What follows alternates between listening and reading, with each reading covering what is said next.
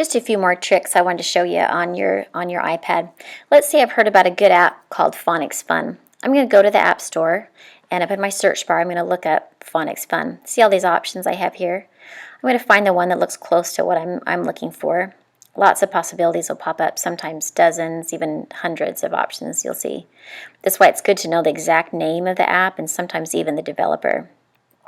As I look at all these options that pop up, I can see you can see there's just dozens of them. I can see that some are free, some cost money.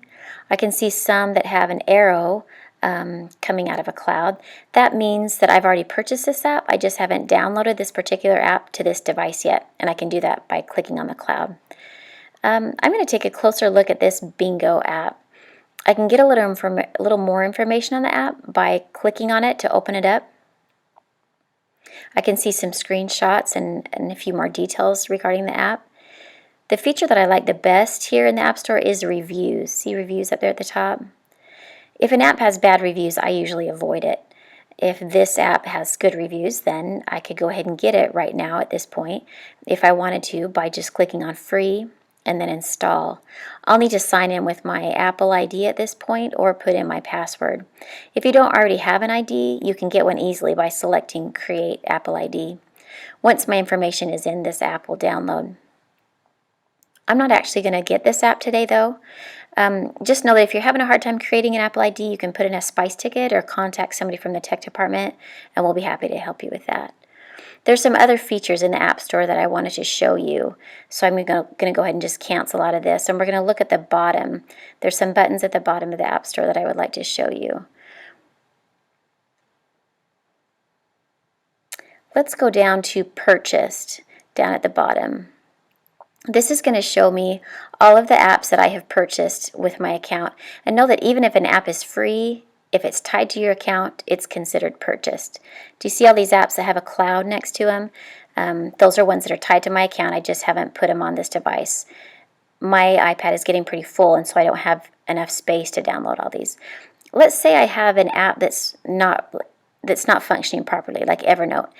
Chances are it probably needs an update. So I can select updates and then search for Evernote within my updates. Then let's see what pops up here. I have several different apps to look at. Again, there's some that I haven't downloaded that I could get if I wanted to. There's some more free apps tied to Evernote that I could get. But the actual app that I'm having a hard time with is just the original Evernote app. And sure enough, right next to it I can see that it says update. So I need to select update, and that might fix the problem that I'm having. Just know that to update an app, you have to be logged in with your Apple ID as well. If I'm already logged in, then I can just select update and I can just pop in my password there. Sometimes this will give you a quick fix. Just two more things I wanted to show you on your iPad. Notice how some of my apps are standing alone on my page and some are within folders. Sometimes it's helpful to have similar apps grouped together in a folder. So for example, over here I have two math apps that I would like to group together. I move them by touching and holding on an app until it shakes. I'm going to touch and hold and it will create shaking on all of my apps. Once that happens, I can combine apps and it puts it in a little folder. It's going to guess that I want to call it education, but I want to actually call it math. So I'll hit done after I've typed in math. And now you can see I've created a little math folder. And I can turn off the shakes by hitting my home button on the bottom of my iPad. I'll close out of this folder and you can see the difference in my single iPad or my single apps and my folder that I've just created. One more handy thing, especially if your students are going to be using your iPad or your iPads in your classroom. Let's look at our dock down here. Maybe I have some apps here that I don't want my kids to have readily be able to access, or I would like to make it easier for them to access some apps. I can personalize my dock by touching and holding on these apps until they shake, and then just move them off of my dock so they're not so obvious. So I'll remove those two apps, and then I'm going to slide over and find that folder that I just created, that math folder. I'm going to drag that math folder down to my dock so my students can get to it a little bit easier.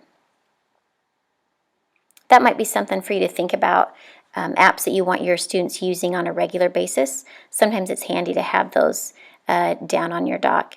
I can also delete apps by clicking on the little X in the upper left-hand corner when it's shaking. It will delete that app and all the data that goes along with it.